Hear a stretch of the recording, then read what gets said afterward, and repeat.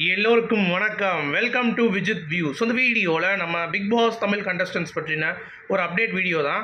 வீடியோக்குள்ளே போகிறதுக்கு முன்னாடி நம்ம சேனலுக்கு நீங்கள் புதுசாக இருந்தீங்கன்னா கண்டிப்பாக சப்ஸ்கிரைப் பண்ணிக்கோங்க. வீடியோ மறக்காமல் லைக் பண்ணிக்கோங்க. இப்போ நம்ம வீடியோக்குள்ளே போகலாம்.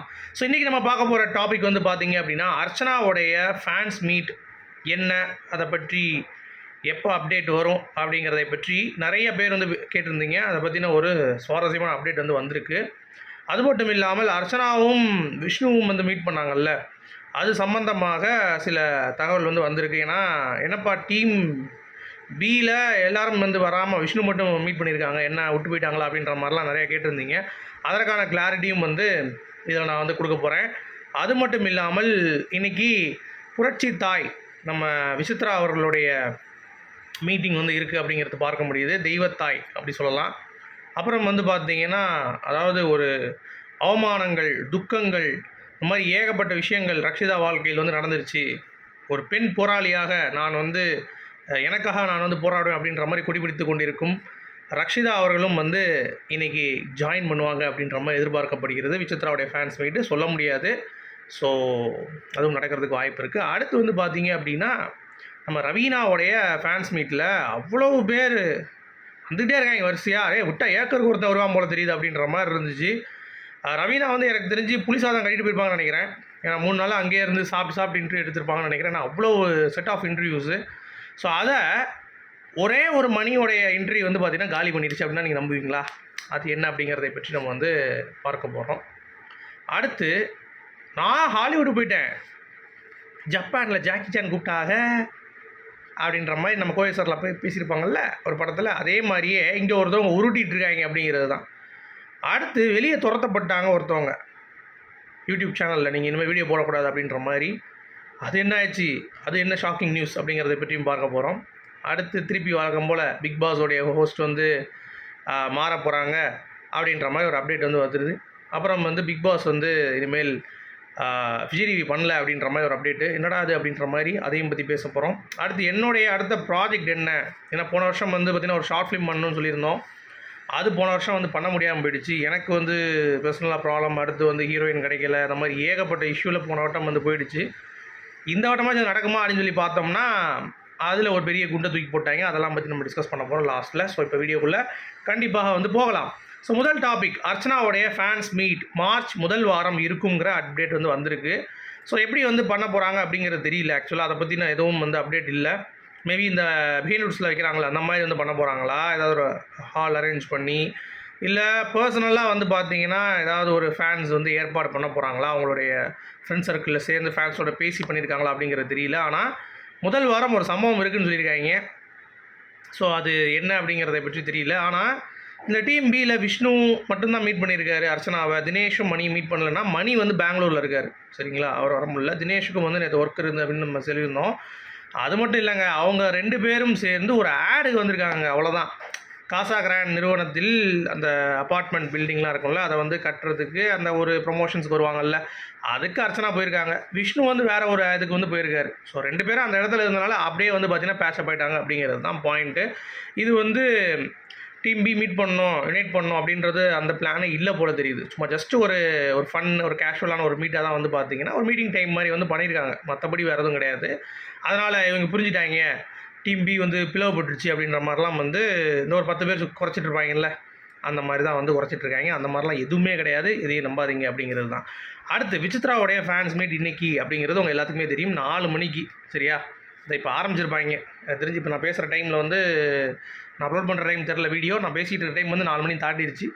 ஸோ இந்நேரம் வந்து வேறு லெவலில் ஒரு செலிப்ரேஷன் இருக்கும். இதில் என்ன ஒரு அப்டேட்னா, இவங்களும் வந்து கொஞ்சம் டேமேஜ் கண்ட்ரோல் பண்ணுறதுக்காக நெகட்டிவிட்டி கொஞ்சம் அதிகமாக இப்போ ஸ்ப்ரெட் ஆகிருக்கு அப்படின்றனால கொஞ்சம் ஒரு ரிஸ்க் ஃப்ரீயாக ஒரு விஷயம் வந்து பண்ணுவாங்க விசித்ரா. ஏன்னா ஏற்கனவே வாயை திறந்தாலே வந்து பார்த்தீங்கன்னா இப்போ எல்லாமே வந்து ரொம்ப நெகட்டிவாக தான் வந்து பேசுகிறாங்க விசித்ரா பொறுத்த வரைக்கும். அந்த பர்சனல் இஷ்யூ பேசுனதுலேருந்து அதுக்கு முன்னாடி வரைக்கும் விசித்ரா ஒரு ஸ்ட்ராங்கான ஒரு இதாக தான் இருந்தாங்க. பட் எப்பயுமே குறை சொல்கிற வாய் எப்பயுமே வந்து பார்த்திங்கன்னா அடங்காது அப்படின்றதுனால அது குறை சொல்லிக்கிட்டே தான் இருக்கும். ஸோ அதை கொஞ்சம் மாற்றிட்டு பண்ணியிருந்தாங்கன்னா கரெக்டாக இருக்கும். இப்போ வந்து கூட ஒரு பெண் போராளியும் வந்து பார்த்திங்கன்னா போயிருக்காங்களாம். அதாவது எந்த ஒரு போஸ்ட் போட்டாலும் நான் இருக்கேங்க அப்படின்ற மாதிரி வந்து பார்த்திங்கன்னா ஒரு கமெண்ட் வந்து வரும். கீழே ரக்ஷிதா வந்து பார்ப்ப போவாங்க. என்னையும் தான் ஏமாற்றிட்டாங்க, என்னையும் தான் இது பண்ணிட்டாங்க அப்படின்ற மாதிரி போஸ்ட் அடிக்காத குறையா எல்லா இடத்துலையும் வந்து பார்த்தீங்கன்னா, நான் வந்து ஏமாற்றப்பட்டுட்டேன், நான் வந்து இந்த மாதிரி மேல் சாவனிஸ்ட்டை மாட்டிட்டேன், நான் வந்து பார்த்தீங்கன்னா இந்த மாதிரி இந்த ஆண் ஆதிக்கம் உள்ள நபர்கிட்ட மாட்டிக்கிட்டேன் அப்படின்ற மாதிரி மாட்டவே இல்லை அப்படின்றனாலும் நம்ம வந்து பிரசங்கம் பண்ணி மக்களை வந்து இன்ஃப்ளூயன்ஸ் பண்ணலாம் சொல்லி நம்ப வச்சிட்டாங்க. ஆனால் மக்கள் சும்மா இருப்பாங்களா? தினேஷோடைய பிஹேவியர்லாம் உள்ளே பார்த்துட்டு எப்பா ஜெனியூனாக இருக்கான் அந்த பையன், இவனை போய் இப்படி கம்ப்ளைண்ட் பண்ணிகிட்டு இருக்கு அப்படின்ற மாதிரி வந்து பார்த்திங்கன்னா போட்டு மண்டையிலே அடித்து உட்கார வச்சிட்டாங்க. இப்போ அவங்க 2 பேரும் சேர்ந்து ஒரு டேமேஜ் கண்ட்ரோல் பண்ணுறதுக்கான வாய்ப்பு இருக்குது. ஏன்னா விசித்ரா வேறு நல்லா தான் இருந்தாங்க இது வரைக்குமே. அவங்க இந்த ரக்ஷிதாவை பற்றி பேசி சப்போர்ட் பண்ணி பேசுகிறதுனால அவங்க 2 பேருக்குள்ளே இவங்க சப்போர்ட் பண்ணுறதுனால அவங்களுக்குள்ள நல்ல பேரும் வந்து பார்த்திங்கன்னா கெட்டு போயிரும் போல தெரியுது. பார்ப்போம் இதோட அவுட்கம் எப்படி வரப்போகுது அப்படிங்கிறது தெரியல. சரியா? அது வந்து பெரிய இம்பேக்ட் வந்து பார்த்திங்கன்னா இந்த சொசைட்டிக்கு வந்து ஒரு கருத்துக்கள் வந்து நிறைய சொல்ல போகிறாங்க அப்படிங்கிறது தெரியுது. ஆனால் என்ன அப்படிங்கிறது தெரியல. ஸோ வெயிட் பண்ணி பார்ப்போம். ஓகேங்களா? அடுத்து ரவீனாவுடைய ஃபேன்ஸ் மீட்டு ஒரு வழியாக முடிச்சிட்டாங்க. நான் ஏற்கனவே சொன்ன மாதிரி புலிசாதம் கட்டிட்டு போயிருப்பாங்க போல், உட்காந்து எல்லாத்தையும் வந்து பிளான் பண்ணி கொஞ்சம் பாசிட்டிவ் வந்து எடுத்து வச்சிட்டாங்க ரவீனா பொறுத்த வரைக்கும். ரெட் கார்டு இஷ்யூவும் வந்து பார்த்திங்கன்னா எதுவுமே எல்லாம் மறந்துட்டாங்க. ஏன்னா பிரதீப்பே வந்து அவர் வேலையை பிஸியாக இருந்தனால ஆனால் போன ரெட் கார்டை பற்றி பேச வேணாம் அப்படின்ற மாதிரி வந்து முடிவு பண்ணிட்டாங்க. சரியா? ஸோ அது ஒரு பக்கம் போயிட்டுருக்கு. இன்னொரு பக்கம் வந்து பார்த்திங்கன்னா மணிக்கு சரியான பல்ஸ். இவங்க பண்ணுறது எல்லாமே ஒரே பாலில் வந்து பார்த்திங்கன்னா என்னடா அவங்க போட்டு ஒட்டி வச்சுட்ருக்காங்கன்னு சொல்லிட்டு இந்த தூள் படத்தில் வந்து பராமணியம்மா தூக்கி போடுவாங்க பார்த்திங்களா, அந்த கயிறும் கட்சியமாக வந்து ஒட்ட வச்சுருப்பாங்க. அதெல்லாம் தூக்கி போட்டு விவேக் வந்து பார்த்திங்கன்னா அடித்து கஷ்டப்பட்டு இது பண்ணதை வந்து பராமணியம்மா அடிச்சு தூக்கி போட்டுருவாங்க. அந்த மாதிரி மணி வந்து அடிச்சு தூக்கி போட்டு என்னடா உட்காந்து 6 நாள் உட்காந்துட்டு இருக்கீங்க, ஒரே நாள் நான் ஒரு என்ட்ரி கொடுத்து எல்லாத்தையும் வந்து உடச்சி விட்டு போயிட்டேன். மணி தானப்பா. ஏன்னா மணியை பொறுத்த வரைக்கும் மாயாவை கடைசி வரைக்கும் எதிர்த்தனால தான் அவருக்கு வந்து அந்த ஓட்டிங் அப்படிங்கிறது தான் பாயிண்ட்டு. விஷ்ணுவும் சரி மணியும் சரி அந்த ஒரு விஷயத்தில் அவங்க வந்து பாட்சா பழிக்கவே இல்லை. நீங்களாம் ஒரு ஆளா அப்படின்ற மாதிரி போயிட்டாங்க. ஸோ அதனால் அவருக்கு வந்து நல்ல ஒரு வரவேற்பு அப்படிங்கிறது தான். அடுத்து நாங்கள் வந்து ஜப்பானில் ஜாக்கி சான் கூப்பிட்டாங்க, அமெரிக்காவில் பில்கேட்ஸ் கூப்பிட்டாரு அப்படின்ற மாதிரி ஹாலிவுட் படங்களில் அப்படின்னு சொல்லிட்டு இப்போ ஒரு ஃபயர் எப்படி வரிசையாக உருட்டுகள் மாதிரி விஜய் சந்தித்தவன் அப்படின்னு சொல்லிட்டு லியோ படத்தில் விஜயை சந்திக்கிறத போட்டு விட்டு இப்போ சந்தித்தேன் அப்படின்ற மாதிரி போட்டு விட்றது. இந்த டிவிகே கழகம் வெற்றி கழகம் அதுவும் நான் தான் அறிவித்தேன் அப்படின்ற மாதிரி மாயா. அடுத்து நான் கௌதமன் பாருங்கள் என்னை பாராட்டியிருக்காரு, ஐ எம் ஆக்ஷன் ஹீரோயின் அப்படின்ற மாதிரி எப்பயோ பாராட்டாத. சரியா? இப்போ வந்து ஒன்று சொல்லியிருக்காங்க, நான் டீம் ஏவும் இல்லை பியும் இல்லைடா, நான் மாயா ஸ்குவாட்ரா அப்படின்ற மாதிரி. ஏமா மாயா ஸ்குவாடே டீம் ஏ தானம்மா அப்படின்ற மாதிரி தான் எல்லோரும் வந்து கலாய்ச்சிட்ருக்காங்க. ஸோ இந்த மாதிரி ஏகப்பட்ட அதாவது உருட்டு மனிதர்கள் உருட்டி பிழைப்பது உருட்டு உலகமடா கண்ணா நீயும் உருட்டி கொள்ளடா அப்படின்ற மாதிரி கண்டிப்பாக இந்த மாதிரி வந்து உருட்டுகள் வந்து ரொம்ப ஜாஸ்தியாக போயிட்டுருக்கு அப்படிங்கிறது தான். இதுக்கு அதாவது ஒன்று சொல்லுவாங்க தெரியுமா, ஏன்பா போகிற போக்கில் அந்த நாயை உசுன்னு சொல்லிட்டு போப்பா அப்படின்ற மாதிரி. அந்த மாதிரி போகிற போக்கில் ஒரு மன்னிப்பு கேட்டு போயிருந்தால் எந்த ஒரு பிரச்சனை தேவையில்லை. இப்படிலாம் குட்டிக்காரன் அடிக்கணுமா, தாண்டா நிஜமா தாண்டா அப்படின்ற மாதிரி உட்காந்து டெய்லி ஒரு குரலை இதை காட்டிகிட்டு இருக்காங்க அப்படிங்கிறது தான். அடுத்து வந்து பூர்ணிமாவுக்கும் ஒரு ஆப் அடிச்சிட்டாங்க. என்ன அப்படின்னா அவங்க வெளியே துரத்தப்பட்டாங்கப்பா அப்படின்ற மாதிரி சொல்கிறாங்க. யாரா அப்படின்னு சொல்லி பார்த்தா ஆராத்தி 2.0 சொல்லிட்டு வேறு ஏதோ ஒரு ஆராத்தி வருது போல். பூர்ணிமா ஆராத்தி இல்லாமல் வேறு யாராவது ஒரு ஆராத்தி வச்சு எடுக்க போகிறாங்க.